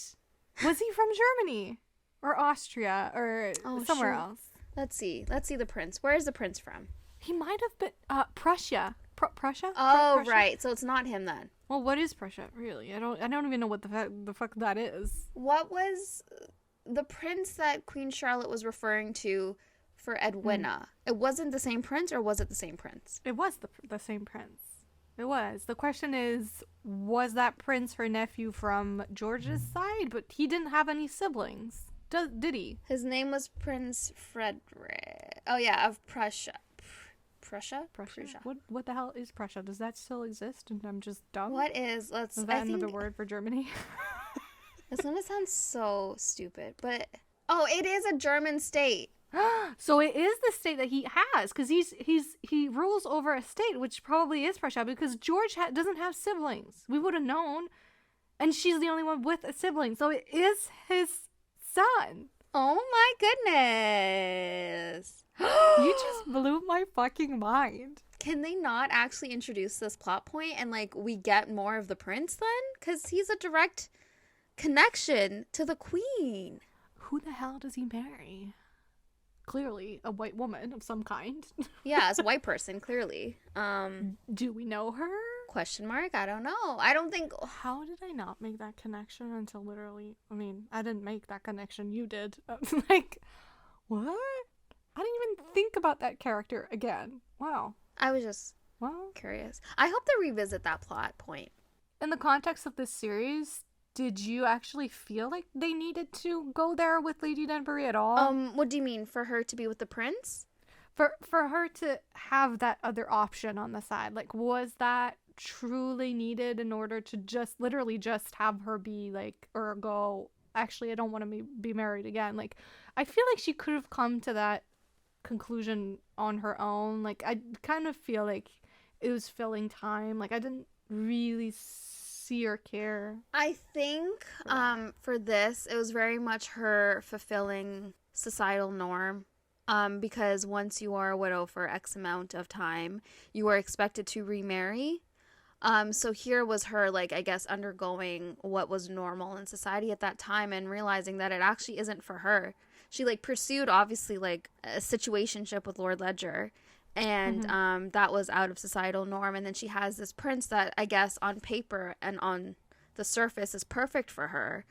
She will be like a queen, she will be like rich, and like she won't have to worry about any of that, and this should be like a no-brainer for her, and society would determine that would be a good match for her, but she had to come to that conclusion herself that she actually doesn't want to, and she wants to be apart from societal norm and like what's expected of a woman of her age, and that's of that timeline. So I think it was important in that sense for her to come to that conclusion herself. Yeah, I guess maybe it's just to show her bravery as a woman in this time period, because like obviously what he represents is security. Yeah, exactly. Because she needs that at this point. Things are still very shaky. She doesn't know if she'll inherit or not, if she'll manage to keep what she has or not. So he very much represents an out that's comfortable and secure. But she does the brave thing and she follows her heart instead. And trusts that she herself by herself will find a way, and that she puts herself first, I guess. And her wants and her desires first, as opposed to just the idea of needing to fall back onto the help of a man and the money that man has. Yes. So this relates back to, obviously, like, she's still feeling the pressure from Princess Augusta to share more information about Charlotte and George in exchange for her son to have a title. And then she goes to Princess Augusta at this point, and she has a mental breakdown. How'd you feel about that?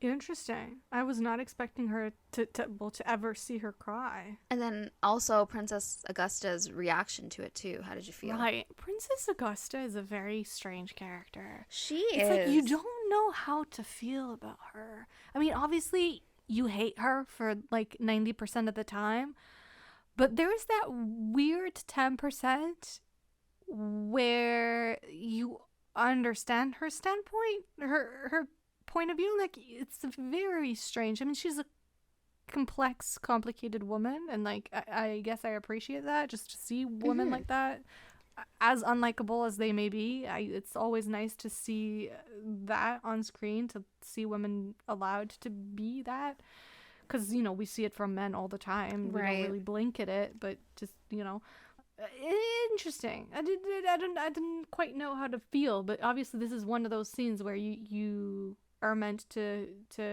feel like you understand her a little bit more. Yeah. For sure she's a product of her circumstance. Yeah. She talks about her husband dying and she had to fall under the wing of his father, and he was not a very nice man, even to George. And she talks about the abuse that she suffered, and also George. And so I think, like, in that way, you kind of see, like, it's like a window opens, so we see a bit more of her, and why she makes the decisions that she's made, and why she's so, like, cold, because she has to be. For her son. Yeah, exactly. Like, everything she does is for her son. For him, yeah, and that she's been his protector until Charlotte comes into the picture. But I liked that we were able to see that side of Princess Augusta. It didn't make me, like, empathize with her, really, but it made me understand a bit more as to why she is the way she is. But what's her name? Lady Danbury. Agatha. Does what she does, and she decides to share information about Charlotte because she was there for their child's birth. So she shares information with Princess Augusta to secure her own son's line. Yeah. Which, again, we can't really blame her, because she was literally being blackmailed 5 seconds ago. Exactly. And she had no money. Like, she had no other options.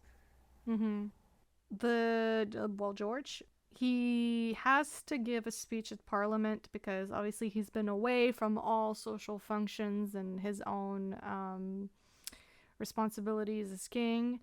And so Parliament is talking, Parliament is angry, Parliament is concerned about the well-being of the king, and so he has to show face. However, he is unable to do that. He makes his way to Parliament, and then he collapses in the, not collapse, well, kind of has an emotional meltdown in the carriage. He can't make it. He has a panic attack once again. And Reynolds, the forever protector, sends him back on his way, protects his king. And so they have to come up with a different plan. No, but he basically, like, blows up at Charlotte, and he's like, I told you he wasn't okay. Like, he, like, obviously, like, that he's the king's advisor, so he puts the king first, and he's like, obviously he catches himself and he apologizes, but at the same time, like, he knows the illusion that the queen's trying to live in, and he's like, no, he's not okay. So we need to come up with a better solution, and then they do. Which is a ball. So they're like, if you can't go to Parliament, then we'll bring Parliament to you. So they have this ball. They have the ball, but, like, when they decide that they're going to bring Parliament to them, we have George hiding under the bed. Oh, we do. Yeah, true. And then he's hiding from the heavens under the bed, and they have moments where they're talking, and he's basically telling her that that he would not falter if she decides to leave him, because he's half a man and she deserves a whole, like, more than he can give her.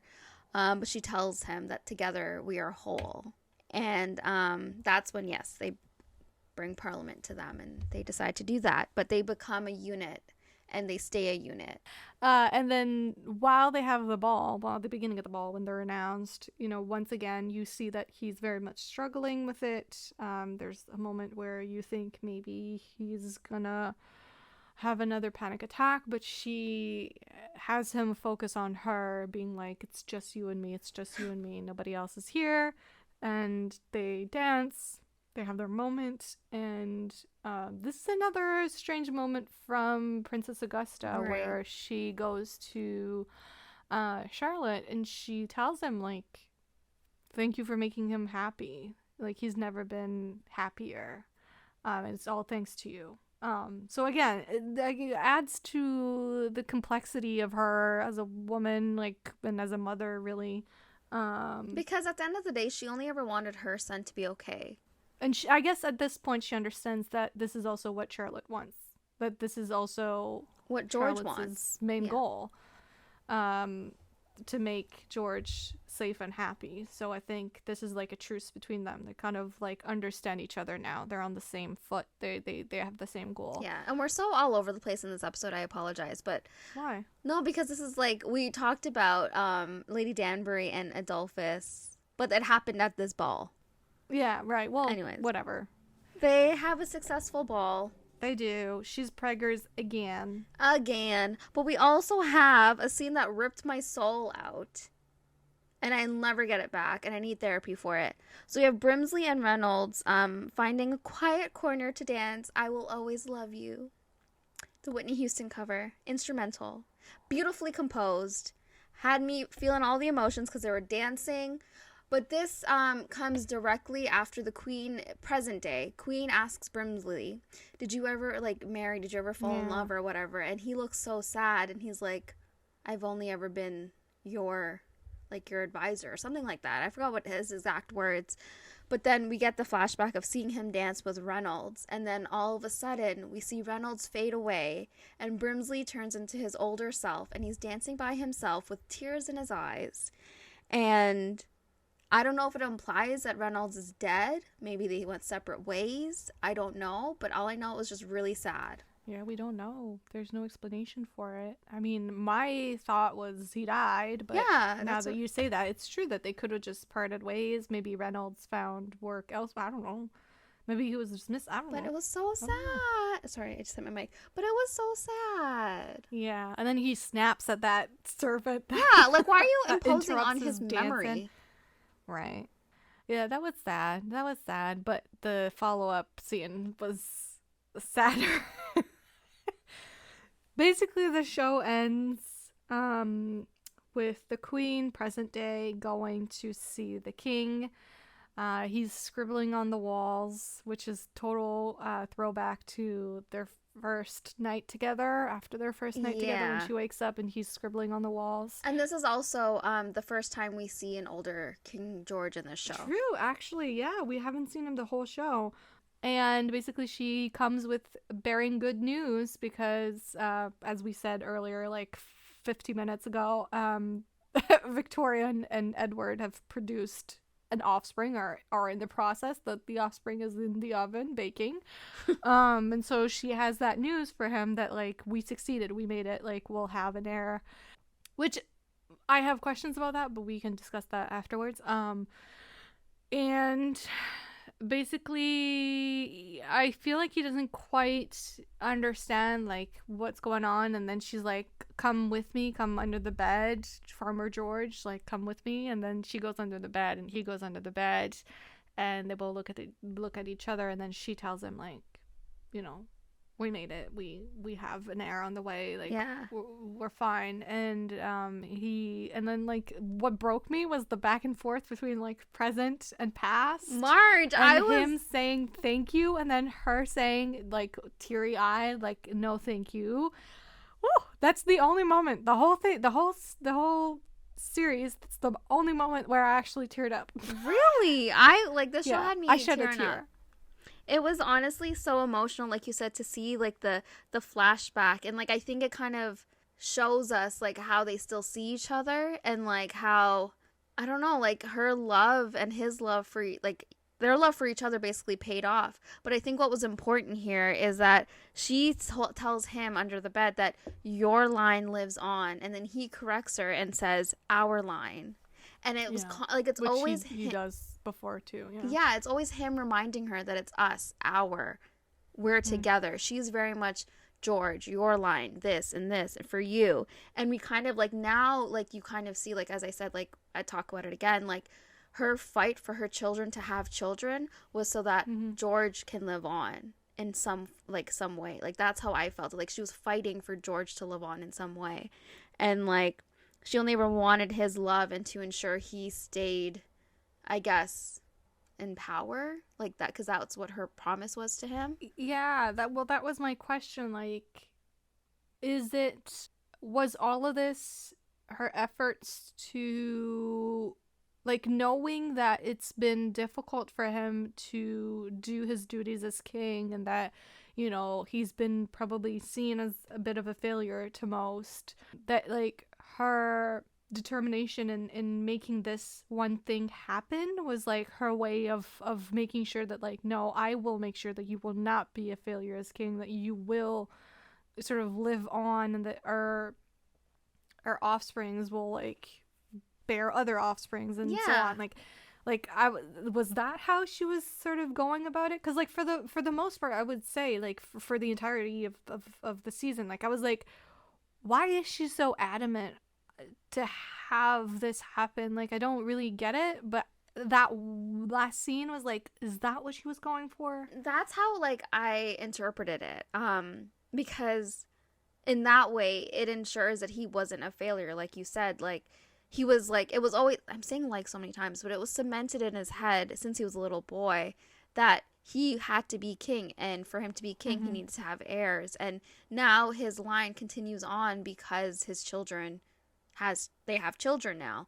So I think it was very much her fighting for that for George. So again, like, she puts George above all else. Oh, also, sorry, I'm literally going back to, like, forever ago, but we didn't mention when her two eldest kids come to talk to her. We didn't talk about the daughter that's like, you don't know how many babies I've lost. I know. That was super sad. And, like, I wasn't sure about her reaction, Charlotte's reaction. Like, I wasn't sure how to read it, because, like, obviously it's a very painful thing for the daughter to say, because, like, this is not talked about at all, and this is grief and pain that she's been going through. And here you have the mother sort of like, why has nobody brought me or given me a grandchild yet? That mentality where, like, everyone's like, oh, you're married now, when's the kid coming along? Like, not recognizing how much of a struggle it is for a lot of people, and how like how many obstacles they encounter. So like you said, Charlotte's reaction to it, I think, was kind of no reaction. Yeah, which again kind of just, like, adds to the whole, I don't know how I feel sometimes about her character. I don't know. I mean, again, like, there's no way you can say that Charlotte has had, like, easy pregnancies. Like, I don't know what her other pregnancies were like. So, I mean, there's no way that she couldn't empathize with her daughter. But again, it was very a one-track mind. Like, just give me a grandchild. Yeah, it's kind of like those parents that are like, oh, I will live my dreams through my child. And then they impose a bunch of things onto that child that child doesn't want, and that child's own, like, wants and desires are not taken into consideration. Like, it feels like that to me. And yeah, her reaction, I don't know. Like, it's kind of just like she only sees her kids as, like, an opportunity almost. You know what I mean? Like a product of herself and her husband. Yes. Rather than people. Yeah. With emotions and lives. Yeah, it's an opportunity for, like we've already mentioned, for George's line to live on. Like, I do like, there was that scene where Edward and Victoria, I think it was Edward and Victoria, where they mentioned that they're pregnant, right? And she hugs her son, and that looked like it was the first hug he's ever received from his mother. Right. He hesitated if he should hug her back or not. Yeah. You're right. So I kind of goes back to your idea that, like, you know, her children are living her dream. So, like, now that they've, I guess, fulfilled the dream that she's imposed on them, they get her love. Like, I don't know. It's very, very strange how I felt about that. It was just really, again, it goes back to different styles of mothering or not mothering. good mothers, bad mothers, absent mothers, distant mothers. And it's not to say All that kinds Charlotte's of a bad mothers. person. That's not what I'm getting at. I No, think it's no. But she can be a good person while being a bad mother, you know? yeah, of course. Yeah, that happens, you know, and not everyone is born to be a mother. I'm going back even further, but I loved, so we didn't even talk about the birth of the baby, but we had George actually be a part of that birth, and he went into the room despite the Archbishop telling him, you can't go into the room, blah, blah, blah, blah, blah. And then he uses his title and his power to be like, I can do whatever I want, so move out of my way or else you are fired. And I love that moment where he was with Charlotte and like he helped her through that, and he was her strength at that point. And again, we kind of see like the equality between them and like them being as equals, and like she is there when he needs her, but he's also there when she needed him the most. And I also love the scene with Princess Augusta where she's seeing the baby as he's holding the baby, and then he just says he's perfect, in the sense where like the baby is fine and perfect no matter what happens or no matter how they come out or whatever. Like, he probably never heard that himself either, because he was always lacking in something that he needed to improve. So I like that he had like that little scene, seeing that his child is perfect for him. Yeah. But again, we never see him as a father later on. Yeah, now we never see it again. So it does feel to me like some stuff is missing from this show for me. Like, I understand why not everything is resolved. Not everything always needs to be resolved. And obviously this is a very special situation where it's like you have a happy ending, but you know the story that comes after. So it's like, you know, I understand that, but it does feel like there were quite a few things that just needed to be explained a bit more, resolved a bit more, just... Yeah. And I'm just curious to see if we'll be revisiting any of it in, like, I guess, future episodes of Bridgerton, and maybe if we get another spin-off story. Because we also don't even know when the king starts calling her Lottie. Like, that's her nickname in present day, but we don't know why. He's never once called her Lottie in the past. So I'm hoping, like, maybe we revisit it, because the show's very popular, so who knows? Maybe there might be, like, season 2. I don't know that I would watch it, to be perfectly honest. Really? Yeah. I would just rather have other stories. Or maybe their story could be like interwoven with Lady Danbury's if they decide to revisit her, or young Violet / older Violet. I don't know. Out of all of this, like, the only story that I would truly now be intrigued to pursue is Violet and Edmund. Yeah.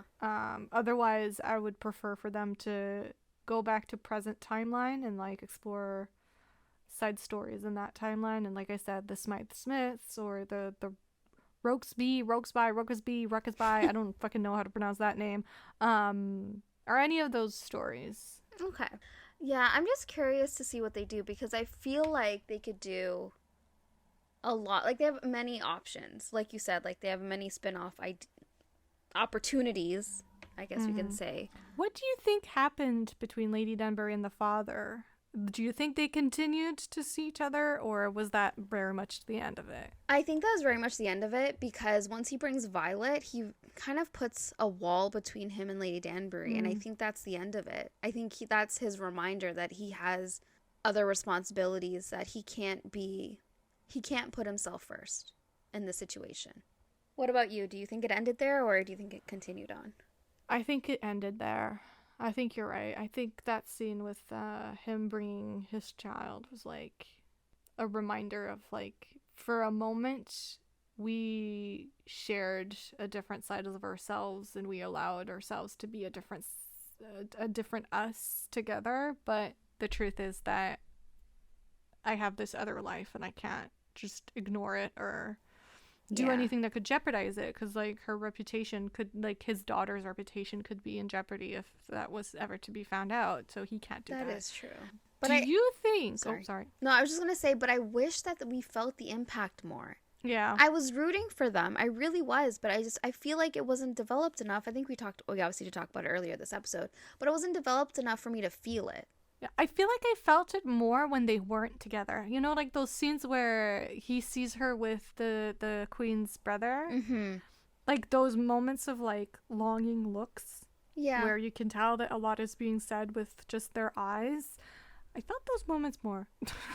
I agree. Like just like I felt the angst in those moments, but I agree that like the build up to it was a bit rushed, and I wish they had spent more time on that for sure. Sorry, you're gonna say something? Yeah, my question is, because I said in part 1, like one of the love interests in the main series is Lady Danbury's son, which I believe his name is Michael, but don't quote me on that. It's like the last book, and I kind of can't remember much of that book, to be honest.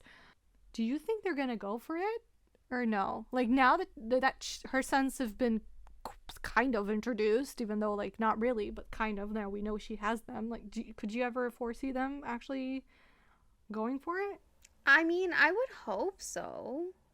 Okay, so we have Dominic, Cedric, and Melissa, and Lady Anne. I don't see a Michael. Is it like maybe her grandson? Oh, maybe it is her grandson. Would that make more sense age-wise? I think maybe so. It would. Let's see. On the Way to the Wedding. No, wait, that's not that one. That's Gregory's book. Gareth St. Clair. I did see a St. Clair there. Hold on. Am I completely like messing things up in my own brain? I think you are, because I could have sworn he's her son or her grandson. Okay, no. So Lady Anne St. Clair, so she probably marries a St. Clair, and that's her child because she's also dead. Okay, so they have Gareth. So it's Lady Danbury's grandson that ends up with Hyacinth. So then that makes sense. Interesting. He's in a bind. His father, who detests him, is determined to beggar the St. Clair estates and ruin his inheritance. And so he has the key to his future is in a letter, but the problem is it's written in Italian, of which Gareth does not speak a word. And so we meet our heroine, and Hyacinth is friendlishly smart, devilishly outspoken, and according to Gareth, probably best in small doses. But she probably reads Italian. And yeah, they meet at the Smite Smith's Music Hall, and it's an Iscus. Here, I just summarized the entirety of that blurb. I would be down. I hope they follow through. I wonder, because I know we're confirmed for season 3 and 4 of Bridgerton, but we don't know post season 4. We also don't know who season 4 is about, because now they're throwing curveballs and making seasons about other people. It better be about Benedict, or else I'm just so... I understand, like I saw today that Julia Quinn said in an interview, like, you kind of don't want their season to happen because then they kind of get pushed to the side and then they're done. So I'm like, I kind of see That's that. Okay. They're not my favorite. Yeah, I know. But for me, the one that I want is Eloise, right? No. Oh. Well, yes, of course. Yeah, I forgot Eloise existed for a second there. Eloise, for sure. And oh my God, Francesca. Because Francesca's her guy is hat. He's Michael. That's Michael. Sorry, he's Michael. Oh, okay. So then I think maybe it might be Francesca's. Well, I cannot speak. It might be Francesca because they recasted her, right? And she's older now, so she might be season 4. Which would make sense in the sense that, like, technically Francesca's story is already happening as books. Is it 2 and 3? Or 3 and 4 are happening? Like, it's kind of happening in the background. But then when does Benedict get his book? I mean, his season. I know. We're sleeping on Benedict here. I honestly feel like he will be great. You're like, no. But I'm ready for it. I think Is it terrible to say I'm never really into the artist? I'm never really into the artist either, but I just find there's something about the actor that I find charming. No, yeah. The actor made me like Benedict. Yes. For sure. Not that I read the book. I'm totally charming. talking like I did read the book. I didn't. But you didn't. I'm not a fan of the Cinderella thing. It depends on how it's retold, I think. But yeah, I think Benedict deserves season 4, but I'm sure it's probably going to go to Francesca. But Eloise, though. I want Eloise too. Unless they hopefully get renewed for season 5, 6. I don't see Netflix going that far, but it's like it is one of their biggest shows. They cancel things left and right, even though they're successful. So who knows anymore? Yeah, I have no faith with Netflix. So that's thoroughly enjoyed Queen Charlotte: A Bridgerton Story. Marge did not. End of the show. No, that's not true. Okay, like I said, I have my criticisms about it. There were parts that I didn't enjoy as much. Right. But there were parts that I did enjoy. And even though, like I said, I didn't feel throughout the season that I was very much connecting on an emotional level with it, the fact that I did cry at the very last scene between the king and the queen perhaps means that maybe I was kind of connecting. I just wasn't realizing that I was connecting or whatnot. I don't know. Or they did a very good job in that one scene to like pull me in right at the end. You know what I mean? So that's also possible. Yeah. Anyways, it wasn't a waste of my time. Will I be watching it again? Probably not. Definitely not. Would I watch a sequel? Probably not. Would I be watching it again? Probably yes. Would I be watching a sequel if they come out with one? Probably yes. And that's the beauty of it, right? Like, yeah. That's the beauty of this friendship. We are very different sometimes, have very different opinions, and sometimes we have the exact same opinion, and that's great. But that's the thing, though. I feel like as people, we all experience things differently and watch things differently and learn things differently.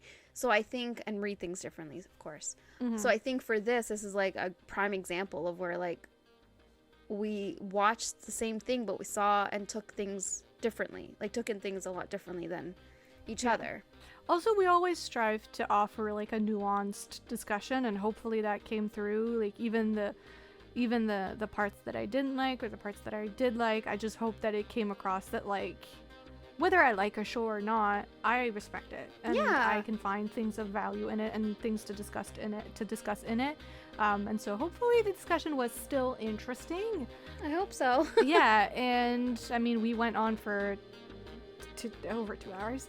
So anyways, hopefully you enjoyed it. Again, please consider leaving us a review or a rating or subscribing to our podcast. If you're new here, maybe this was the first time you've ever clicked on one of our episodes, I will reiterate that we did the same thing for Bridgerton season 2 and 1, or 1 and 2 makes more sense to say it in that way. So we have deep dives for those as well on our page.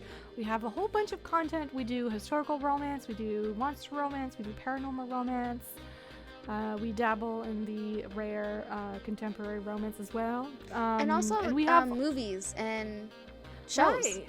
And other TV shows and other kinds of content as well. In other languages. So, we watch content in other languages, but we speak English. Right. We maybe burst out in Spanish once in a while. Sometimes the alien kicks in too. Right. That's true.